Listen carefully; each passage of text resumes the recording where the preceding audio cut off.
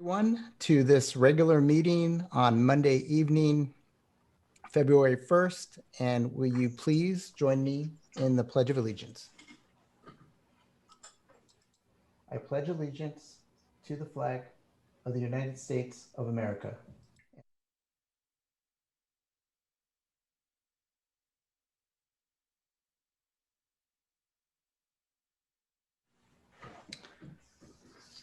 Madam Clerk, can you please call roll?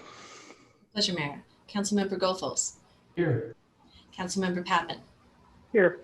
Councilmember Lee. Here. Deputy Mayor Bonilla.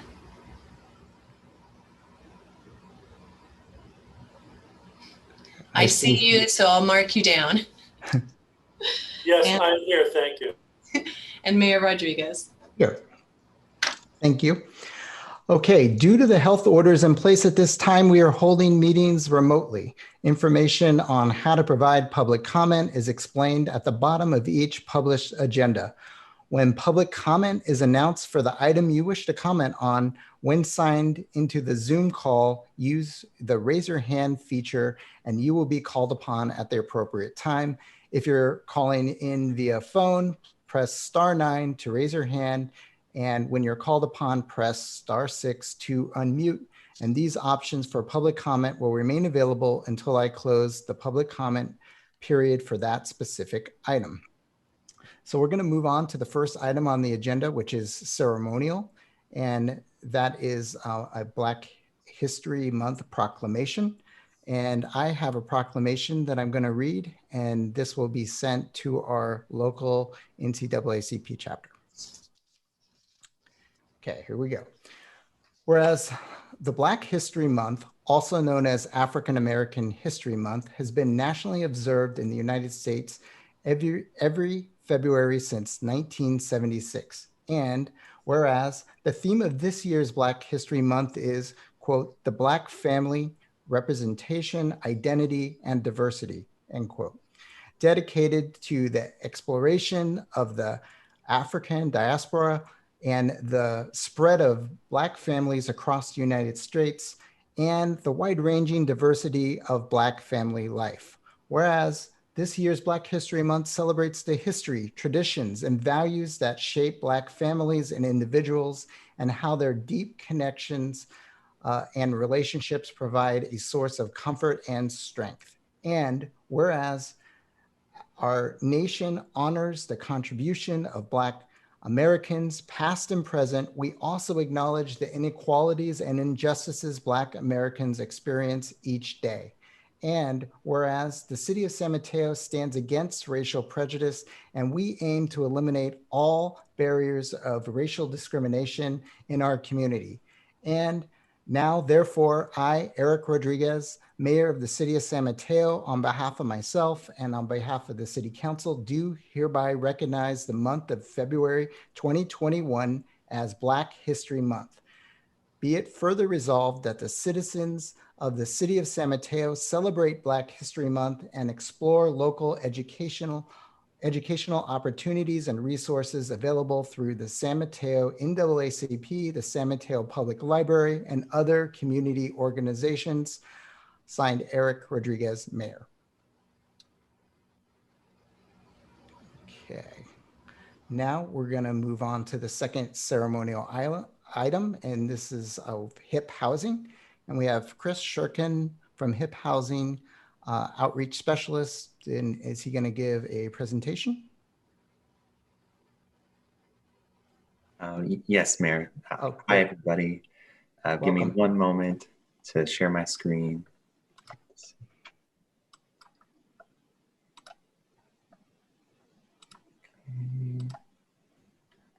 Okay, can everybody see that all right? Yes, looks great. Wonderful. Thank you, Mayor. So good evening, Mayor Rodriguez and City Council members. My name is Chris Sturkin. I'm the Community Outreach Specialist at Human Investment Project Housing, or HIP Housing. You all know us very well. And here today I am giving a presentation about our calendar. And firstly, I would like to thank each and every one of you for your continued support of our programs. And for anyone on the call here who may not know who we are and what our programs are. In brief, HIP Housing is a nonprofit. We're based here in the city of San Mateo. And we have 3 core programs. Those are home sharing, self-sufficiency, and property development. Home sharing matches individuals who have a spare room or an accessory dwelling unit with individuals seeking a room to rent. The self-sufficiency program helps families with children where the family member is pursuing their education or a new career. And our property development department owns and manages 28 properties across the county, including properties here in the city of San Mateo. But I'm here to present our calendar. And this is our 19th calendar. We've been doing this since 2001.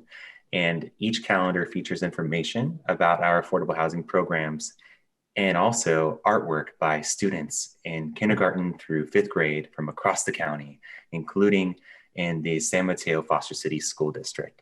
So I'm pleased to present 4 winners in this year's competition from the city of San Mateo. And so our first winner is Emma Boyle, who's a 3rd grader. And this is her answer to the question, what does home mean to me? And the quote that accompanies her piece is, I feel safe and sound in my home. It means a lot to me. And I personally love that she associates home with love and that being a loving place. So the next entry, the next winner is Declan Conti, who's a kindergartner. And the quote that accompanies his artwork is, my home keeps us safe. I like being at home because I can play and be with my family and my friends. And thirdly is, there we go, is Isabel Chung. And the quote that accompanies her piece is, what my home means to me is my dad, my mom, my brother, and my family. Home also means where joy is and comfort and where I feel safe. And 4th is Noemi Sims. And the quote that accompanies her artwork is, home is shelter for the heart. You make home or else you just have a house. I personally love that one. But I would say that each of these pieces really capture the importance of a safe and affordable home. And that's what we do at HIP Housing. As you know, we help house 1,400 people each year. And just last year, we received 268 applications from people in the community, including 226 residents in the city of San Mateo and 42 people who work in the city of San Mateo. And we matched 32 people. And that includes, residents as well as workers from the city of San Mateo. And we have 143 matches that have continued from previous years. So we're really happy about that. On average, a match lasts about 3 years. And we have 8 families participating in the self-sufficiency program. And that includes 10 adults and 11 children. And we own and manage 137 units in the city of San Mateo in partnership, especially with the San Mateo Rotary Club. And that their properties, their senior affordable housing properties, house 104 people. So we could not do this without you, City of San Mateo. So thank you again for your continuing support and for being just a wonderful partner with us here. And thank you so much for your time. And I'm happy to answer any questions you may have and appreciate this opportunity tonight. Thank you. Chris, was that a calendar? Yes, those were. Well, how do we get one for City Hall? Oh, so I actually already dropped off calendars with the city clerk's office to be distributed to you. They may not have been mailed to you yet, but they've been delivered. It's just a matter of time before you get them. Excellent. And I know Rick wants to make some comments, but I will just say that, in this, it's so hard to create affordable housing, and we celebrate we get like a building with 200 units and we're celebrating it because it took us years, and you guys are doing this day in and day out. It's just, it adds so much to the community. Thank you so much for all you do. Our pleasure. And Rick, unmute. Thank you for reminding me. Chris, I've known you for a number of years, and I just want to say that I've always seen you working in ways that help people in need. And I just can't commend you enough for contributing your work and your time of your life to do these great things. And secondly, HIP Housing has been a great service here in San Mateo for many years. And I'm very proud to have them housed here in San Mateo and doing great service. So say thank you to everybody there, Kate and the whole crew. Thank you very much. Thank you, Chris. Thank you, Councilmember Bonilla. Okay, I think that's great. Keep doing what you're doing, and we hope to have you back next year. Absolutely. Thank you, Member Rodriguez. Okay. All right. So we are going to move to review the consent calendar. Madam Clerk, can you please read the consent calendar items 3 through 9? Yes, Mr. Mayor. All matters listed under the consent calendar are considered by the council to be routine and will be enacted by one motion without discussion. If discussion is desired, that item may be removed and considered separately. Item number 3, City Council meeting minutes approval. Item number 4, ordinance adoption for disposable food serviceware regulations. Item number 5, Public Works bucket truck purchase a contract. Item number 6, California Department of Transportation Sustainable Communities Grant Application, Letter of Support. Item number 7, Service Employees International Union Non-Merit Part-Time Unit Memorandum of Understanding Extension. Item number 8, San Mateo City Employees Association Memorandum of Understanding Amendment. And item number 9, Response to Grand Jury Report regarding second units adding new housing in the neighborhoods. Great, thank you. Is there any member of the council who would like to pull an item from the consent calendar? Okay, seeing none. Is there any members of the public who wish to comment on any item on the consent calendar? Now would be the time to raise your hand. Mr. Mayor, I see no hands raised. Okay, so May I make a motion to approve the consent calendar? Second. Great, thank you. Madam Clerk, can you call roll? Councilmember Pappen. Yes. Councilmember Lee. Yes. Councilmember Gothels. Yes. Deputy Mayor Bonilla. Yes. Mayor Rodriguez. Yes. Motion carries 5-0. Great, thank you. Okay, we're going to move on to public comment. And this is the time when members of the public wishing to comment on any item that's not appearing on the agenda, they can address the city council at this time. State law prevents a council from taking action on any matter not on the agenda, but your comments may be referred to staff for follow-up. Public comment is limited to a total of 15 minutes. However, an opportunity for additional public comment may be provided later in the agenda. Mr. Mayor, we have one hand raised. I could call on Susan Rowinski. Yes. Thank you, City Council, for the opportunity to speak. My name is Susan Rowinski. I'm a commissioner on the Sustainability and Public Infrastructure Commission, and my comments do not reflect the commission whatsoever in any way. It is my private opinion. The reason I came to speak to you this evening is in another month or so, the Sustainability and Infrastructure Committee will be receiving an update from staff on the ADA citywide assessment and gap analysis. And City Council approved funds for this study back in the fall of 2019. Public Works began the work on this assessment in January of 2020. This is the first citywide ADA assessment and analysis in decades and is important to the city in two ways. One, to help ensure the city is in compliance with federal ADA laws and regulations. And at a human level, its implementation will help to improve the access to city resources of a resident population that is exceedingly shut out, regardless of COVID or not. So here's my ask. I would like City Council, once again, you folks are going to hear this after us. You're going to probably hear it sometime around the June, July timeframe. So my ask is that the ADA assessment is included in your goal setting for fiscal year 2020, 21 to 2022. I also ask that City Council ensure that this group of residents is included and adequately represented in the equity task force requested by Councilmember Lee during the goal setting meeting on Saturday.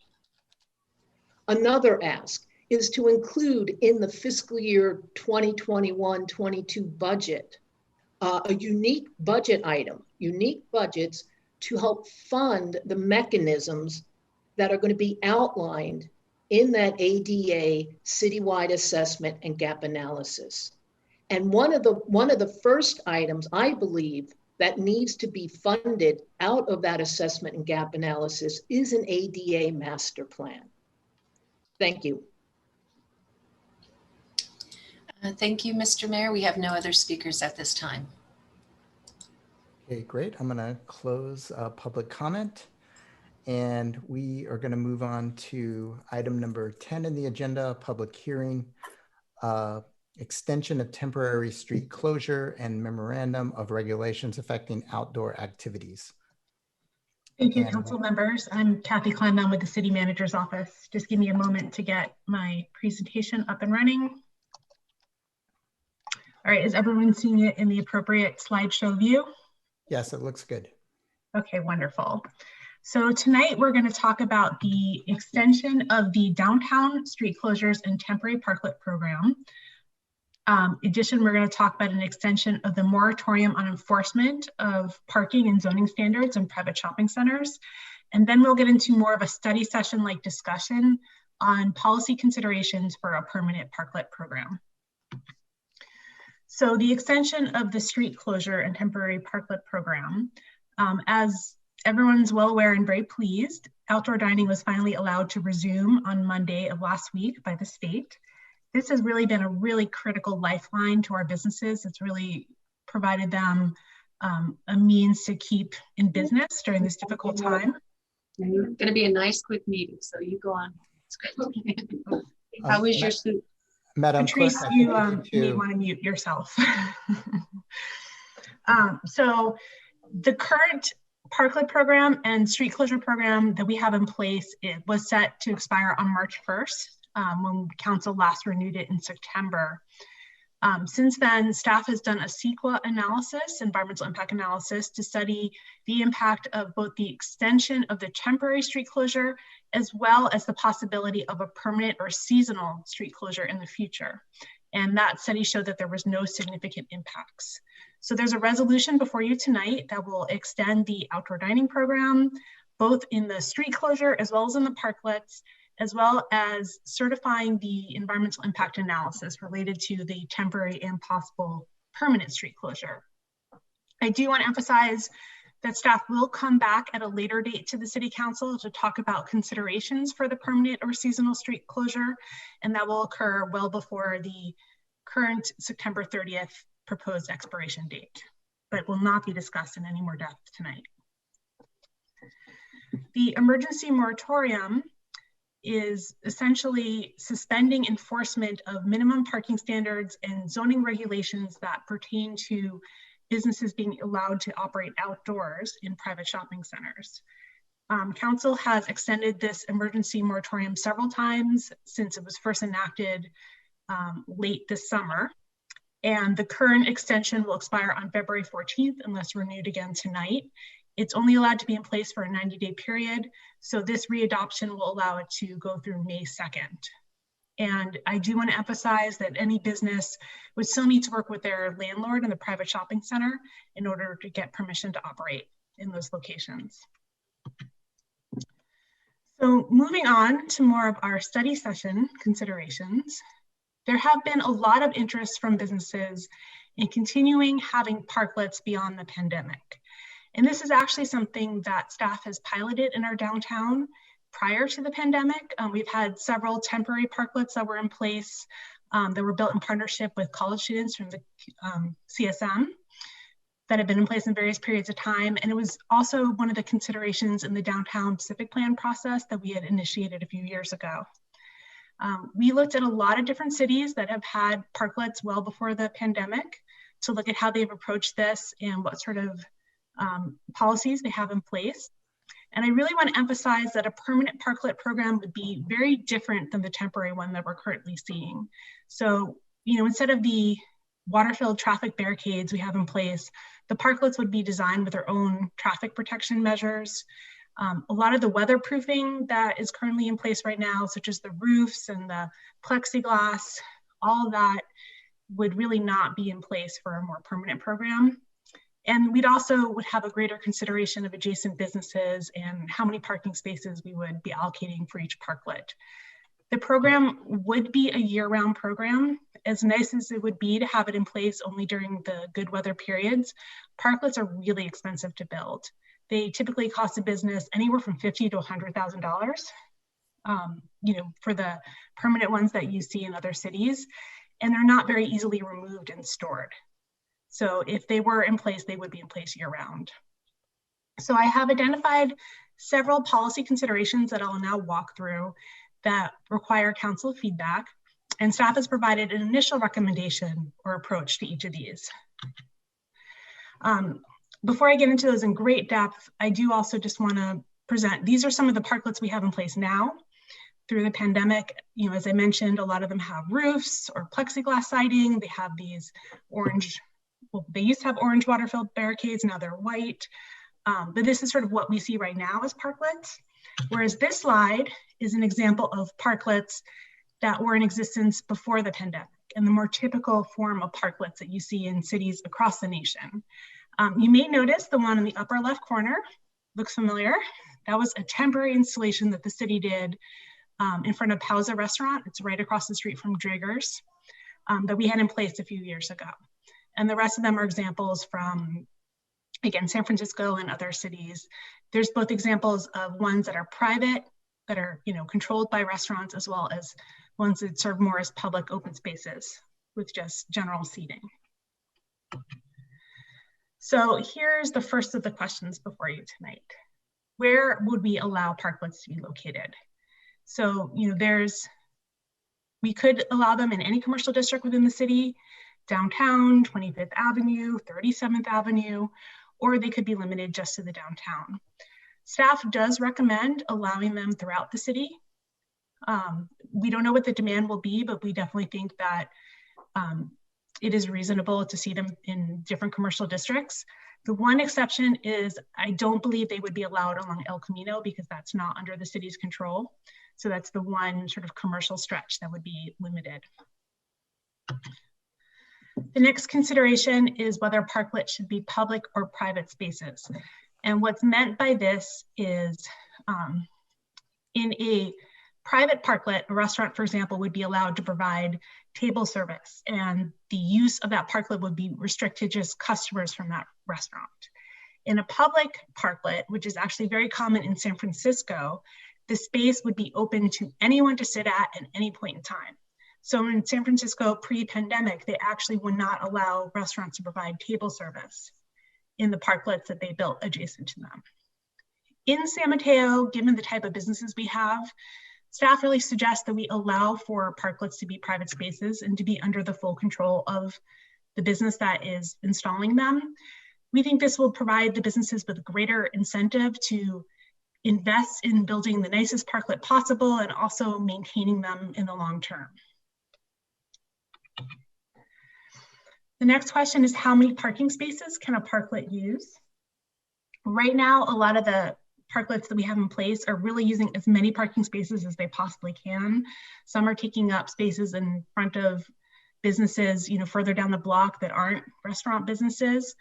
We really recommend, especially given the limits of our parking supply, that we put a limit on how many spaces parklets can use. First of all, limiting them to the frontage of the business that are sponsoring them. If it's a small business, they may only be allowed one space.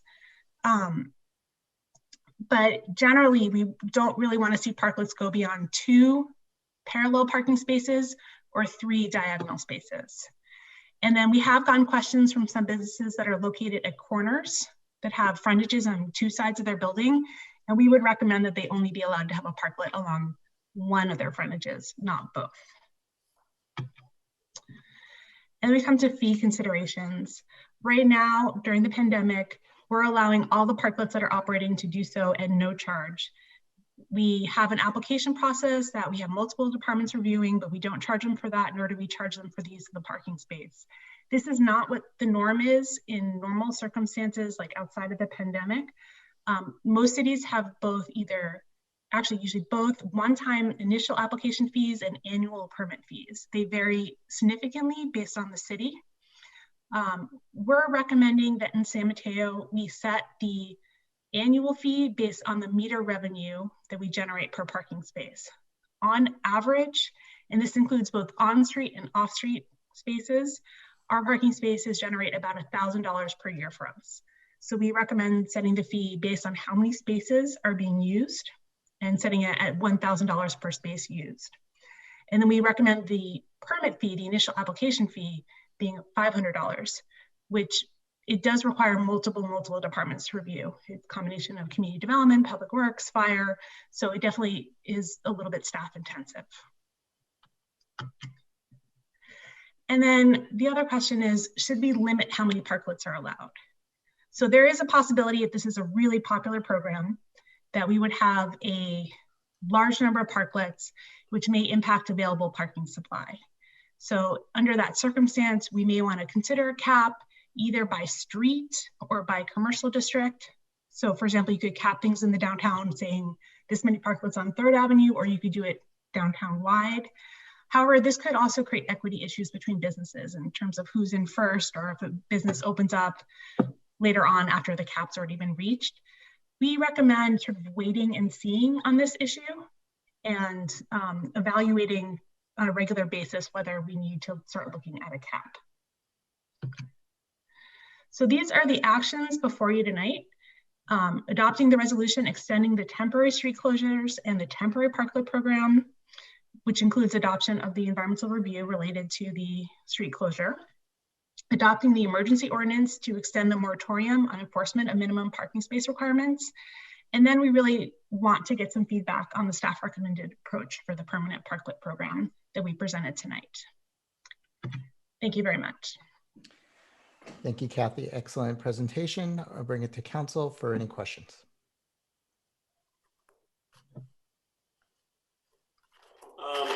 I have a question. Please. Kathy, when you were showing the parking spaces where allowed parklets would be on parallel parking, all of 2 spaces except for 4 feet at either end, and similar, direction on the diagonal parking. Curious though, not all parking spaces in San Mateo are the same size. For instance, diagonal parking on B Street between 1st and 2nd is really wide. And if you look at diagonal parking on 3rd Avenue between San Mateo Drive and B Street, it's much narrower. Also, I've noticed that some of the parallel parking spaces are different dimensions. My car fits differently in different spaces.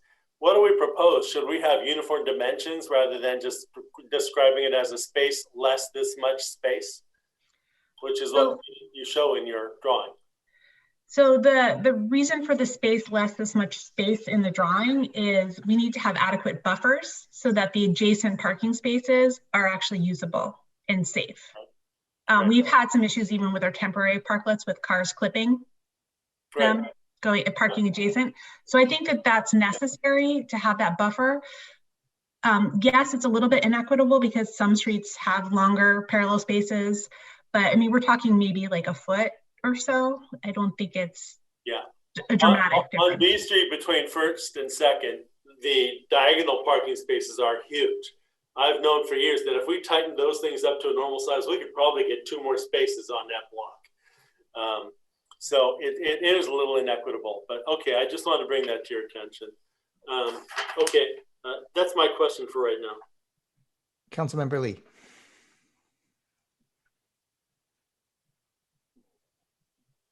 Thanks, Kathy. I have a question about the transitioning businesses that already have parklets built out to conform to the permanent design requirements, and like what kind of support do you foresee us providing? Especially like, I'm just thinking about so many of our businesses that have, under incredible distress, have made in a financial outlay to build something, and we know that those requirements will then change, and they'll have to be another investment on their halves, on their side. So I'm just wondering, how is there sort of a transition period that we're offering, or how do you see this playing out so that we can support them to come into compliance? Well, there's a couple thoughts on that. First of all, before businesses really started weatherizing their parklets and building up the walls and the roofs, we did publish some custom parklet guidelines, sort of in anticipation that we may want to make parklets permanent. And those had some helpful construction advice of what we would likely require for permanent parklets. And these were not things that I brought before you as sort of policy issues. They were more fundamental traffic safety measures. So we had guidelines on what traffic protection measures would be, how tall the railings of the parklets could be, what kind of drainage they need to have. Drainage is really critical. We actually had some parklets during the heavy rains last week. We had some flooding as a result of parklets not having proper drainage. So we tried to provide these, and they were shared with every business that came in for a permit so that they would be kind of easier to retrofit. So the idea was like, if you have a roof, you'd be able to sort of lop it off and just, keep the railing. You'd already have some of the drainage in place. So that was our intention. It's not perfect, so not all of them are going to be able to keep that. And then I think we can plan for a transition period. Obviously we're working on some of these policy issues now so that we can have a possible permanent program in place long before the pandemic ends, so that they have a lot of time to sort of adjust their parklets as needed to be able to meet the more permanent guidelines. Thank you. Any other questions from council members? Okay, I'm not seeing any. I think that was a very thorough presentation. All my questions were answered. Or I'd like to open up public comment at this time. Yes, Mr. Mayor, we have two speakers. The first one is Lisa Diaz-Nash. Good evening, Mr. Mayor, City Council, and City staff. I would like to strongly support the city's plan for the extension of the temporary parklets throughout the city. Number two, that they should be considered private spaces. And number three, that there's been consideration given to refining the parklets based on feedback from adjoining businesses. It's critical that we support our restaurants, but it's also critical that we ensure the retail businesses surrounding the restaurants are not cut off from access based on parklets going beyond the frontage of the restaurants. So I think the city's done a great job in terms of trying to find a compromise position. And I think the city needs to continue to talk with all the retail merchants, all the restaurants and residents. But I think this is a great continuation. Thank you. Excuse me, thank you. And the next speaker is Adam Lorraine. Good evening, City Council and staff. Adam Lorraine speaking as a private resident. I am a Sustainability and Infrastructure Commissioner with the city, but I am speaking with my own opinions tonight. In support of staff recommendations, they all seem quite reasonable to me, and I certainly just want to second Lisa Diaz-Nash's comments on in support of parklets becoming potentially permanent in our downtown and in other portions of our city that could benefit from them. Certainly, I have appreciated them. I think clearly downtown, I've been downtown more than in some other parts of the city to test them out, but I feel that they help our downtown become a bit more pedestrian friendly and a bit quieter, a bit more useful to those who would like to use downtown while they're there. And of course, I think the bigger prize to come would be pursuing similarly permanent closures of B Street that we've had. And I suppose that might be a topic for another day, but at least continuing into later this year to keep what we have going on during the pandemic is definitely important. So I support. Thank you.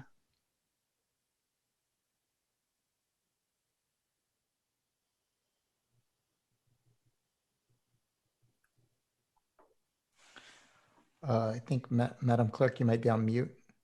Susan Rowinski, sorry. Okay, thank you. Good to speak to you again, City Council. Once again, Susan Rowinski on the Sustainability and Infrastructure Commission. Once again, my comments do not reflect any, have any relevance with the commission. They are those of a private residence. I just want to really put my support between staff's recommendations to have parklets along all public streets in any commercial district throughout the city. We have a lot of districts outside of downtown, 25th, 37th, 42nd.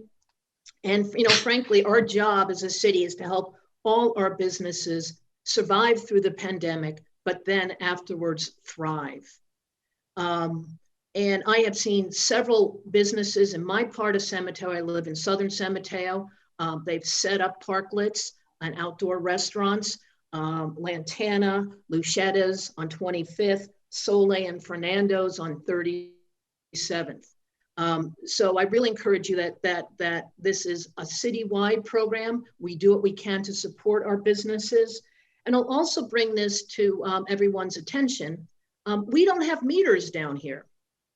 And so the question becomes, if we don't have meters, is it fair to charge the $1,000 annual fee? So something to think about. But once again, it's a great program. Thank you, Kathy, for presenting it, and fully support it. Thank you, City Council. Thank you. And our next speaker is Michael Weinauer.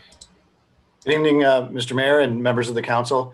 Thanks, Kathy, for a great presentation there. And I think your alliterative skills are underappreciated there. And I think you said post-pandemic, permanent possible parklet program plan in place in one sentence and didn't even stutter.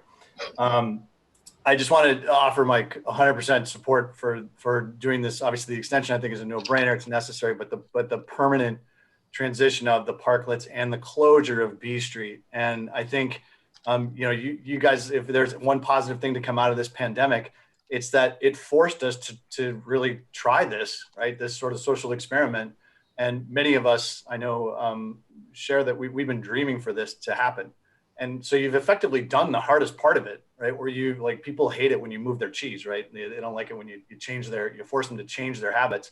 But people have largely adapted to this now. So I think the kind of the hardest part has been done from a cultural shift. And we really have an opportunity to hear it from, you know, if you're in your position, cementing your legacy, to saying, hey, I transformed downtown San Mateo into something that really rivals any great European city or any other great walkable downtown area. And it's such a gem that we have. So I fully support it. I realize there's a lot of challenges and details you have to work out, but please make it happen, go big, and make it year round, not just seasonal. Thank you.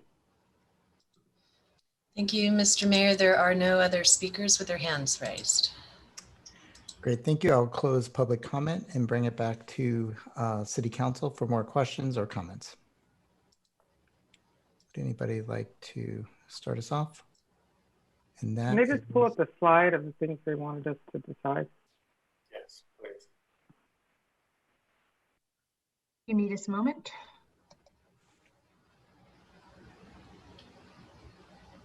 So, oops, that was a bad. Okay, these are the formal actions. I can also go back to each of the parklet considerations. Okay, can we start here?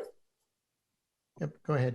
Okay, so yes, I would support adopting the resolution extending temporary street closures through September 30th. I think it's something that, as long as we have the pandemic, we should continue to do to help our businesses. They need every help they can get. So also adopted the emergency ordinance to extend the moratorium on enforcement of minimum parking spaces. Yes, that's right.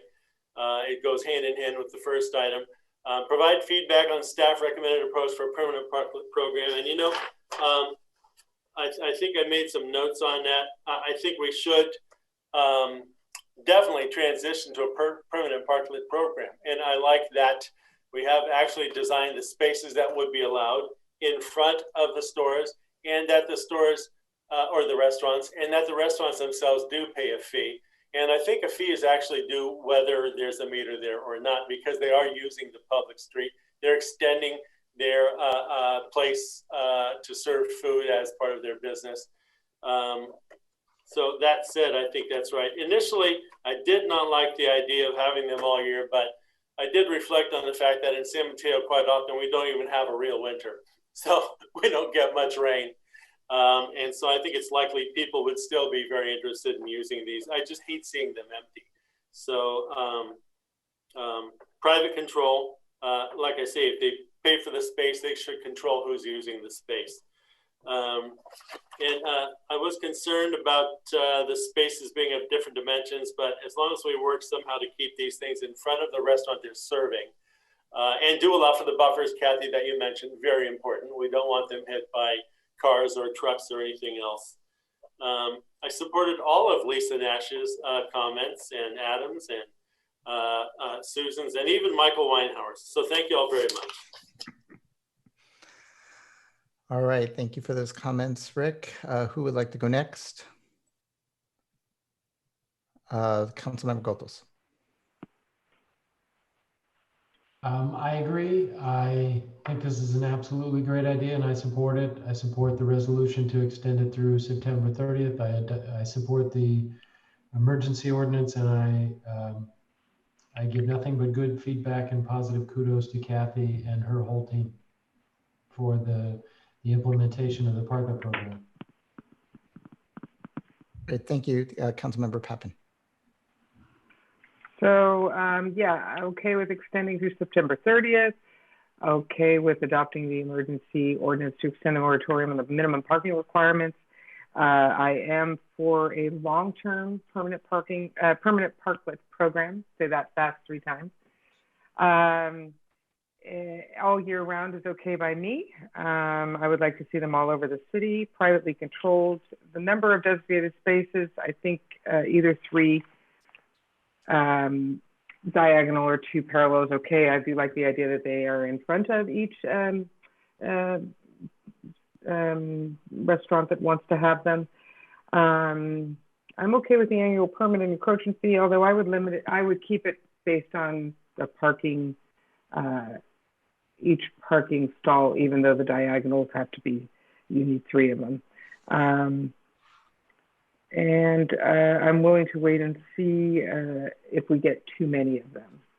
We can take that up at a later time. But I think it was an outstanding way of proceeding, Kathy. I appreciate how methodical you've been. This has been a long time coming. We've really wanted it. I know the pandemic kind of forced it, but as our mayor says, that is something good that has come out of the pandemic, certainly. So I'm excited about making them perfect. Councilmember Lee. I'll just say ditto to everything that's already been said. And what Councilmember Pappen specified, I totally agree with. The public comments, I across the board also agree.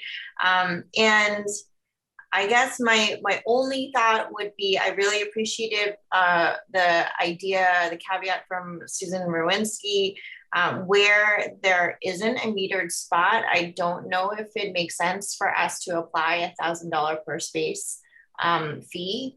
I don't know how we would justify that. And so if I think that that's a good suggestion worth considering. And if there is some justification you can explain right now in this moment, if we need to make that decision point, I'd be open to hearing it. But if not, then I would agree with Susan. And I really, I like the idea of the permanent closures being privately controlled. I would say that if we get to the place where there is a permanent closure of an entire street, like a section of B Street, I would love for the city to step up and also have some publicly controlled spaces, and talk through what a vision of that could be. So I think that would apply just to the permanently closed streets, potted trees, and playground, and maybe a stage for music. And I guess I would just also think about if there's a way financially for us to support some businesses that can demonstrate need, in terms of fee reductions or fee waivers or payment plans even. I think that maybe that's worth considering, because everyone's really strapped, and for the businesses that have made these investments to build out the parklets, are still alive after everything that we've all been through. I just want to make sure that we're supporting them procedurally and administratively, and also financially if there's bandwidth to do that. Thank you. This is one of these situations where I don't know if it's ever happened for me personally, but I agreed with almost 99% of almost all the comments that were given from both this council and our eloquent public speakers. The only one I disagreed with, I actually agree with Councilmember Pappen. I think that if there's a meter there or not, it should be irrelevant. They're still getting the benefit, and that money could go towards administrating the program, or perhaps, I guess Rick was going to say that. Sorry, you didn't get a second bite at the apple until I got to say my comments. And so that could be used to, so if there is a business or maybe a nonprofit or somebody that's in need, we can kind of redistribute those funds there. I really think I'm so excited about what's going on here, because I think it could really be transformative, like Mr. Weinhauer said. And I don't really have much more to add other than that. I think staff has done an amazing job on this, a can-do attitude throughout the entire thing. I agree with every single one of the recommendations. I think they were all well thought out. And I'm really excited to see what you have coming up for us this summer to talk about more permanent options with the closure of B Street. Thank you. Rick. Yeah, thank you, Mr. Mayor. No, I was simply trying to indicate that I also had said that.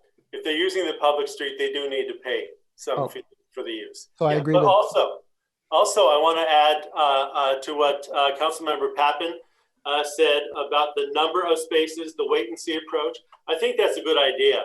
But I think the important thing is I did get a couple of personal notes from some people talking about, look, I go downtown and now I end up having to park a couple blocks away just to get where I need to go on B Street.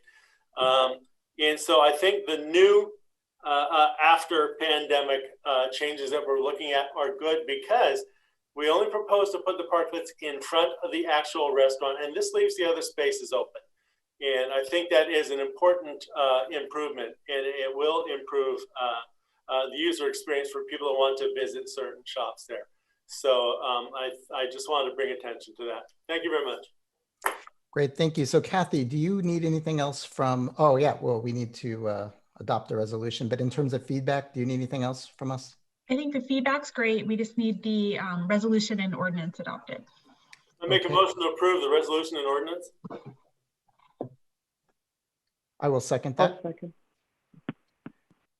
Madam Clerk? Okay. Deputy Mayor Bonilla. Yes. Mayor Rodriguez. Yes. Councilmember Goethals. Yes. Councilmember Pappen. Yes. Councilmember Lee. Yes. Motion carries 5-0. Great, thank you. That was both of them, right? Yes. Okay, great. All right, well, thank you.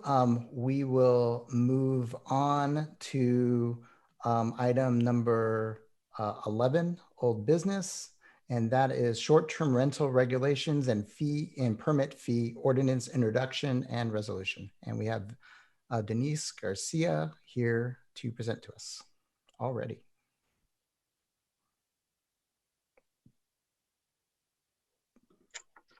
Good evening, Mayor and City Council members. My name is Denise Garcia, and I'm the Management Analyst in the City Manager's Office. My presentation tonight is on the short-term rental proposed ordinance and resolution. And our presentation will consist of a work plan timeline, regulations included in the ordinance, the implementation process, and an overview of the proposed resolution. Hey, Denise, could you Yes, I will put it in presentation mode right now. Sorry about that. Really like your new look, Denise, upside down. Wait, it's upside down? Yes, you are. Oh, interesting. I didn't even notice that, but I will just stop my video for now. Okay, so again, this is on short-term rental, the proposed ordinance and resolution. At the October 19, 2020 study session, staff presented 3 items to City Council. The results of a survey that targeted residents and short-term rental operators, the most common STR regulations adopted by neighboring jurisdictions, and specific policies for council to consider. After receiving feedback, staff made some amendments, and those amendments are included in the proposed ordinance. During today's presentation, staff will present the amended regulations, describe the STR implementation process, and recommend council introduce and adopt the fee resolution. If council approves of the current draft and introduces the ordinance, adoption will take place at the next council meeting. Here are all the STR regulations that were discussed during the October 16th study session. The regulations on the left-hand side, also identified in blue, were amended based on the feedback we received. I'll describe those changes that were made in the next 2 slides. The first change was on the registration requirement. During the study session, I asked council to discuss whether or not they wanted to require a registration process. The council unanimously agreed to have a formal registration process for the STR to operate in the city. This also includes, in addition to needing to have a valid business license. The second change that occurred based on the feedback was on the parking requirement. The City Council discussed their concern with designating street parking for STR guests and how many off-street parking spaces should be made available. After a discussion with key staff from Community Development Department, staff recommends STR operators must have off-street parking available for their guests. Properties with 3 or fewer bedrooms would need to require 1 parking space, and those with 4+ bedrooms would need to require 2 parking spaces. If there is no off-street parking available, the property would not be eligible to register their short-term rental with the city. The program implementation and administrative responsibilities will be divided by the following: our consultant, HDL companies, Community Development Department, and the Finance Department. HDL will do a majority of the work and will reach out to STR hosts to inform them about the registration requirement, set up the registration application, and also process those applications. CDD will review applications prior to approval and review compliance with all regulations, including the parking space requirement and the occupancy limits. Finance will continue to work with HDL to collect transient occupancy taxes from STR hosts and ensure hosts obtain a business license. And lastly, Community Development Department will process those applications. The city will require STR operators to follow the following registration requirements. First, the host must register their STR in addition to obtaining a business license. Then the applicant must provide the following information on their application. This includes, but is not limited to, the name and contact information of the host, the name and contact information of the local emergency contact, the address of the property that's being used as a short-term rental, a valid business certificate or business license, and the anticipated frequency of the short-term rental. And lastly, an acknowledgement of compliance with the requirements of the San Mateo Municipal Code. If they do not submit all this information required, then it will result in a denial of the registration. The host will also be required to pay a registration fee. We did have a discussion at the prior study session where we agreed to have a fee set at $250, but there was a discussion on possibly waiving that fee for hosted rentals. We asked our consultant if they could help us identify hosted versus unhosted rentals.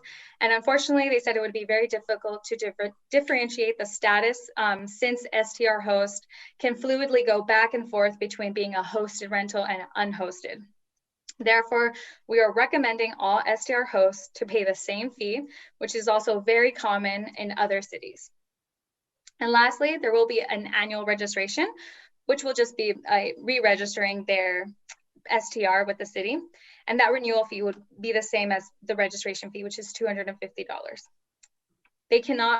The city will have to ensure that they receive the renewal fees or the registration fee, as well as the transient occupancy taxes that are associated with the short-term rental in order for them to actually register. The proposed resolution includes 2 new fees that staff would like to add to the master comprehensive fee schedule. The first one is a short-term rental registration fee, which would cost the applicant $250 per registration. The second fee is a short-term rental registration appeal fee, which would also cost the applicant $250. The fees were determined, again, based on the averages among other California cities and other similar sized cities. The ordinance does also include an appeal process, which is why we're proposing to have an appeal fee. And the process would end with the Community Relations Commission making the final decision as to whether or not the registration shall be denied or revoked. Staff is interested in City Council discussing or guiding staff whether or not they agree to have appeal rights end with CRC, or whether they'd like to be consistent and with the other appeal processes and end with City Council. So before going into the recommendation of introducing the ordinance and adopting the resolution, I would like to ask for guidance on the appeal process. Thank you. Great, thank you for that presentation. Do we have questions from council? Rick. Thanks. My question regarding the fee, the $250 fee, I'm sure that we figured that that would actually cover our costs for performing the services necessary to register and set up the individual STR accounts. Is this one of the fees that we review every year? Will we be looking back to make sure it's actually covering the costs? Reviewing the fee, can you describe that a little bit, like reevaluating if that fee does cover the cost? Is that? Yes. So as of now, the fee will cover the cost of having a consultant and having staff process those applications. The consultant is asking for $20 per application. So we have identified that we will be cost effective with the low price of the consultant. But if we do need to reevaluate, then we would in the years to come. Okay, good. I think we have a regular process where we review fees, don't we? Yes. Might you respond to that? Sean, could you respond to that? We have an annual fee review, don't we? Yes, we do take action on an annual basis to update our citywide fees and revenues. I'm not sure if we look at every single thing on the schedule on an annual basis. Perhaps the city manager or the finance director could talk about the specifics of whether every fee is examined on a year basis. Okay. I would just feel better if I knew we were going to be reviewing it. So I think it's safe to say that if it gets out of whack, that is something that we would bring to the council to adjust at the appropriate time. Thank you very much. Yeah, that's my only question for right now. Thank you. Looks like Rich Lee might have wanted to jump in, or? Good evening, Mr. Mayor. Can you hear me okay? Yes, we can. Thank you. So the city does conduct a cost allocation plan and fee study at least once every 3 to 5 years. That is in compliance with best practices. So at that time, we could look at the total cost of services and providing these services to the public. That would include, on average, how much time it takes, and then determining what the total fully loaded hourly rate is for the staff that are providing that service. So it would not be on an annual basis, but once every 3 to 5 years. Thank you. And Rich, just feedback, we could hear you, just not that well. It was a little pixelated sound. Okay, council member questions, more. Okay, I have a question that was sent to us from Mr. Nash, who's the president of the Baywood Homeowners Association. He wanted to know if the 120 night per calendar year limit, was that just added, or was that always part of the plan? Or that was part of the discussion at the study session that took place. And I just want to share that I do believe that it will be highly unlikely, not necessarily highly, but it will be unlikely that an investor would purchase a home only for the sole reason of posting on Airbnb for those 120 days and then leaving it vacant the rest of the year. Yeah, that was my hunch too, but I didn't know. All right, any other questions from council before I open it up to public comment? I'm not seeing any, so I will open up public comment now. Hi, Mr. Mayor. Our first speaker is Lisa Diaz-Nash. Good evening, council and staff. Again, thank you very much for this. I think it represents a big step forward given the concern of so many residents of San Mateo about short-term rentals. Two comments, questions I've got. I think one was already answered. I would recommend that this policy be reviewed annually, and it sounds like it would fall under that. And number two, I had thought that what had been discussed at the last meeting was that these rentals would only be available for registration by people who had lived in the properties for a certain number of days. And it sounds like that's not the case, but that's not my recollection. Thank you very much. Mr. Mayor, I have no other speakers. Okay, great. Thank you. I will close public comment and bring about the council. Do we have an answer from Ms. Nash's question just now? We do not have a residency requirement as of now. Okay. Was there any consideration for that? We believe that the 120-day rental limit would be sufficient for the housing concern, the limited housing concern. But if that's something that the city council would like to move forward with, we can also include that on part of the application requirement. We have a checklist that the STR operator or applicant must provide us with sufficient information. Like I mentioned, it includes the contact information of both the host and the emergency contact.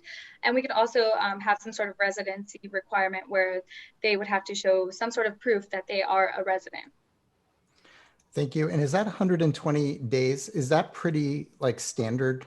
Is that used by a lot of other cities that have thought this through a lot more than we have so far? Yes, that is, I would like to say, the average among different cities. Neighboring cities have higher or some slightly lower, but this is the average among the 5 neighboring jurisdictions that I looked at when researching best practices. Thank you. Any other questions or comments from council? I am not seeing any. I will just say that I support your recommendations. I think they sound very reasonable. I also like the fact that if we get anything wrong, we need to tweak things. We're going to be revisiting it, and we're going to make it better as we go along this process. So,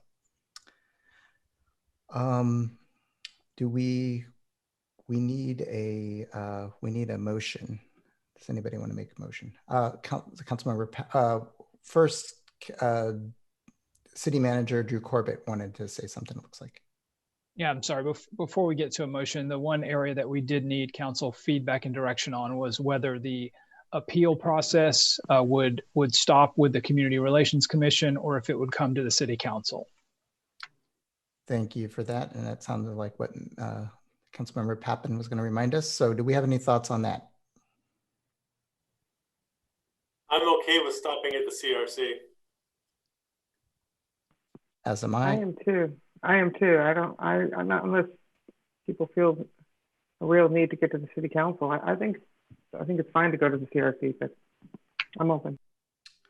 Okay, it looks like we have 3 in favor for that. All right. I would make a motion to approve. That would be to introduce the ordinance. Yes, I would make a motion to introduce the ordinance to amend the municipal code chapter 5 and so on. Second. Seconded by Councilmember Goethals. Thank you. Deputy Mayor Bonilla. Aye. Councilmember Goethals. Yes. Councilmember Pappen. Yes. Councilmember Lee. Yes. Mayor Rodriguez. Yes. Motion carries 5-0. Okay, thank you everyone for that. Thank you, Denise. We are going to move on to item number 12, COVID-19 update, City Manager Drew Corbett.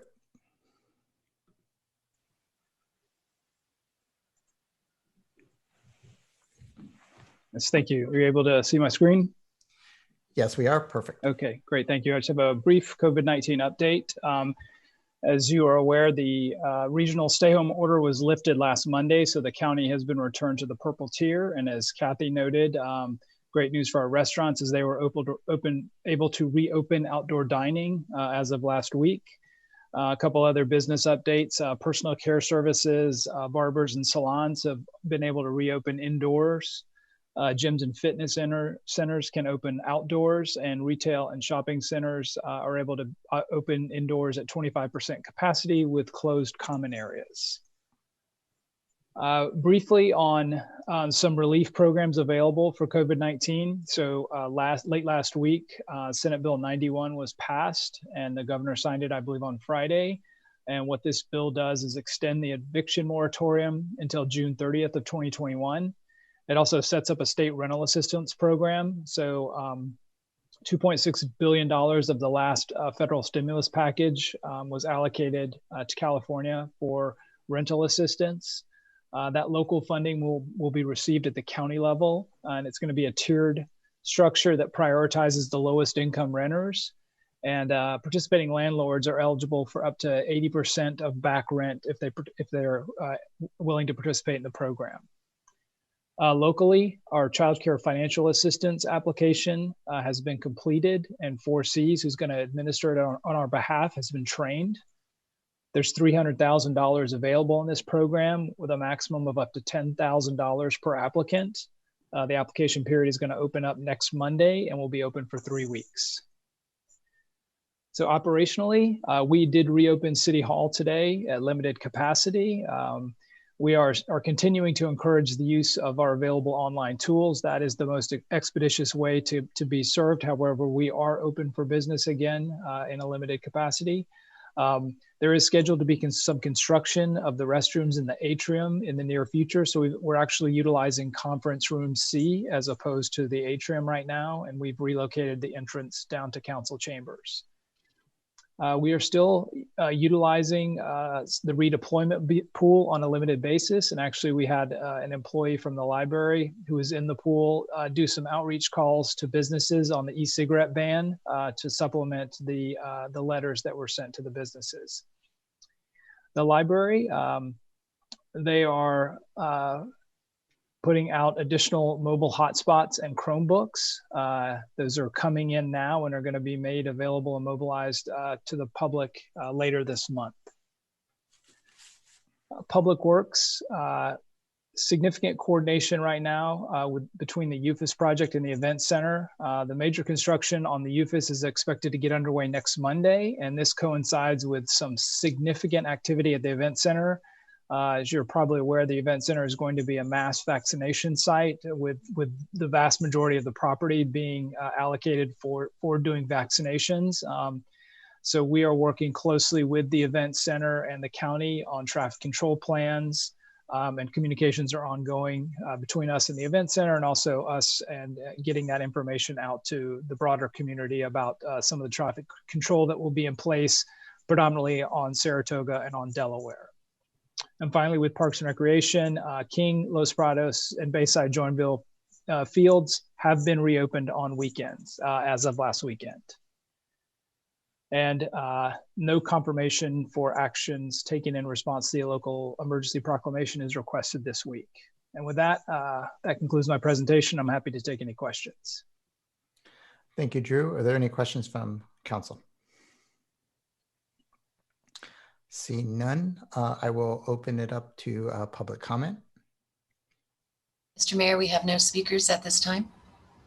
All right, I'll close public comment and bring it back to council for any last questions or comments. And it looks like Deputy Mayor Bonilla. I just want to thank the city manager for the very steady hand that he has kept throughout this entire crisis. He has shown extreme competence, and I really appreciate it, Drew. Thank you very much. Anyone else? Well, I will definitely echo Deputy Mayor Bonilla's sentiments as well. Okay, we will close this item and move on to the next item. Thank you, Drew. Okay, we're gonna do we're gonna do reports and announcements right now. Does any Deputy Mayor Bonilla? So I just want to report that at the meeting on 28th of January at Peninsula Clean Energy, the board voted unanimously to support PCE joining in what's being called a super joint powers authority, which would be a new congregation of currently, for beginning, 9 joint power authorities like PCE in San Francisco and San Jose and Marin and lots of the local JPAs, affiliating into one super JPA known as California Clean Power. I believe the papers were signed on Friday to initially create this new entity. It will give us an economy of scale when seeking to purchase generation and or storage, battery storage in particular. Our first venture is to seek, I think, 500 megawatts, which is a lot, of long duration battery storage, which is batteries that run for 8 hours in the evening versus what we were looking at just a few months ago, which was 4-hour battery storage. And it was more expensive than it needed to be. Prices have come down, the duration is right. It fills in a critical need in our reliability requirements for the state. But more importantly, it gives us that economy of scale. As we issue RFPs to proposers, developers of renewable energy for these and storage, we will get better proposals because we're able to buy larger quantities and seek larger projects if it's a new construction. So it's a great move. And it was approved unanimously. I made the motion. I also added an amendment which provided some guidelines for how the CEO and staff should conduct their relationship with this new entity regarding our policies and strongly held positions that we have, which we have questions about whether the other joint power authorities do. So we're going to seek to assert some influence there. Thank you very much. Thank you, Rick. Other announcements? Okay. All right. So on Saturday evening, San Mateo lost a hero, lost a giant that's impacted hundreds, if not thousands, if not 10,000s of lives. I'm sad to report that Roz Koo passed away. I'm sure there's going to be more discussion on this in the future, but all I can say is that I'm extremely saddened by this. I think she was, I think she's impacted everybody here on council, and I know that Council Member Lee wanted to say a few words as well.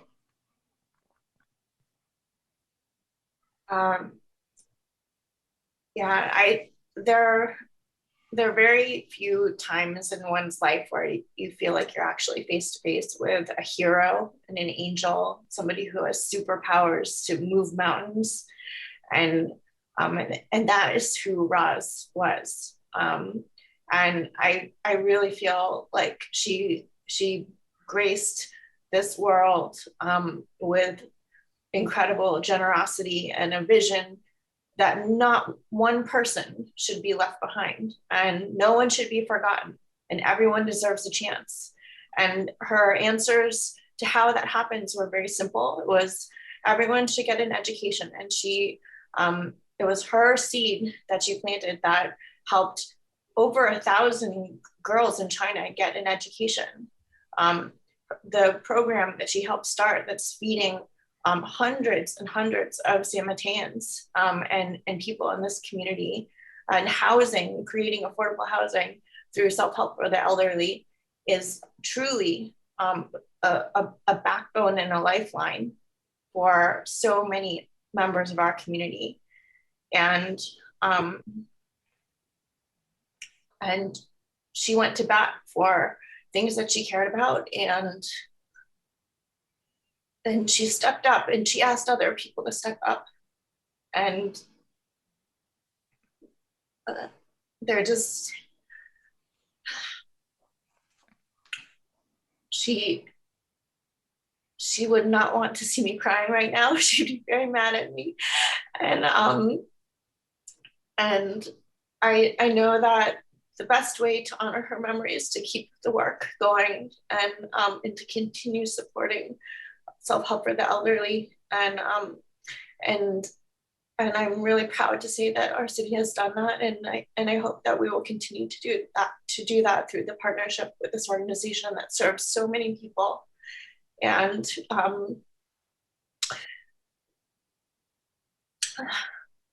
Raz, 我想起你了. Thank you. Thank you, Emma. Rick, did you want to say a couple? Yeah, I just want to add that Roz was truly one of my heroes. She took on tough things. She went to battle. She was an organizer. She had a heart and she had a conscience. And she knew that she would never be able to fully meet all of the needs that she took on, but she did it anyway. And such is life. You know, when you see and know that there are needs that have to be filled, then for me, that's a hero. That's a real leader. And I truly appreciate her, and I'm going to miss her. Thank you. Thanks, Rick. Diane.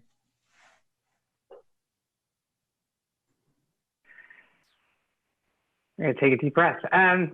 Thank you for all those kind remarks from each of you. I concur with all of them.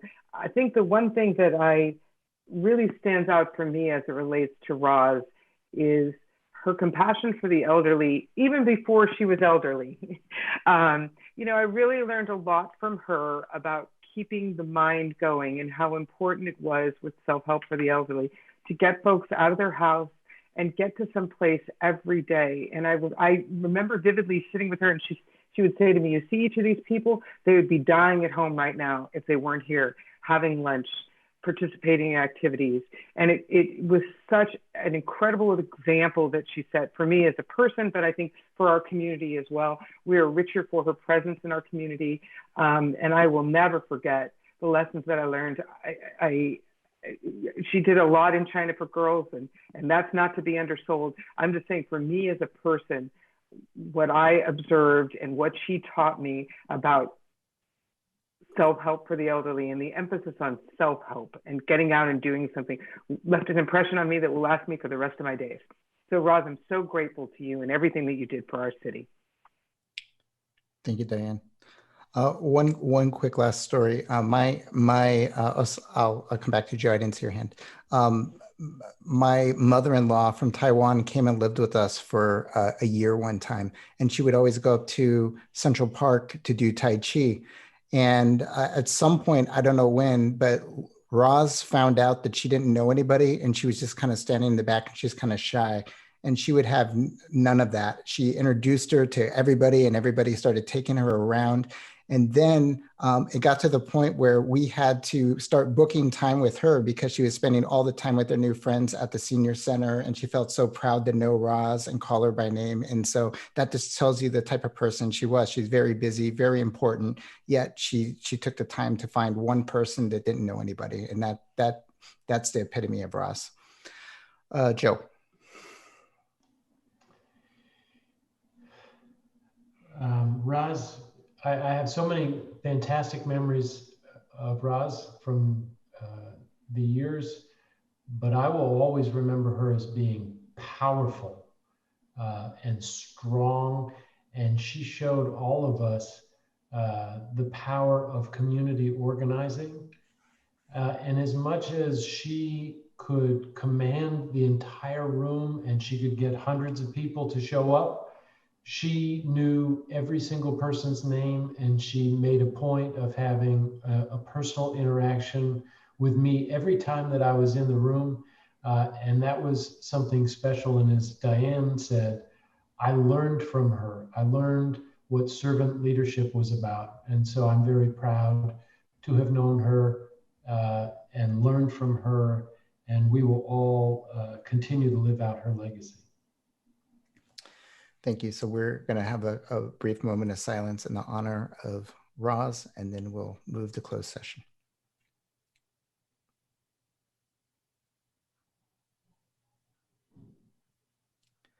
Okay, thank you, everyone. Before we move into closed session, I wanted to just check to see if there's any member of the public who would like to comment on the closed session item.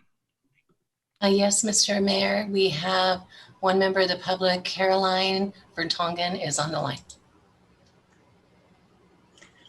Good evening, Mr. Mayor and members of City Council. My name is Caroline Vertonghen. My husband, Tony Vertonghen, and myself, we own the commercial building at 730 Polhemus Road in San Mateo. And I'm here tonight to address a sewer overcharge by the City of San Mateo in the amount of $105,437.51. Last November, we discovered that we were paying the sewer charges for the property at 750 Polhemus Road. And after further investigation, we discovered that these sewer charges for 750 Polhemus Road were added to our tax parcel number in the year 2012-2013. It came to our attention because San Mateo charges this year $27,970 in sewer charges, which is more than half our tax bill. After many phone calls, emails with NBS, Call Water, and San Mateo City Public Works, we discovered that a billing mistake happened in the tax year 2012, and that totaled an overcharge of the $105,000. We tried to get our current tax bill reduced, but we were told to pay the first bill and then we're promised to have an adjustment later on. So the staff has confirmed the mistake, has confirmed the overcharges, and has confirmed that they started in the tax year. Now then they referred us to the City Council. And so tonight I'm here asking you to review our case, and we hope that you will approve the refund for the overcharges in the amount of $105,437.51. And this is the amount that equals the sewer charges for the property at 750 Polhemus Road, which was suddenly built under our tax ID for the property at 730. And so thank you. Thank you. Any questions? I don't believe we're asking questions at this time. Correct me if I'm wrong, please, Sean. You have the ability to ask questions if you have questions of the speaker. Okay, thank you. Are there any questions of the speaker from council? Question to the speaker from council. Seeing none, thank you. And we are going to move into closed session now.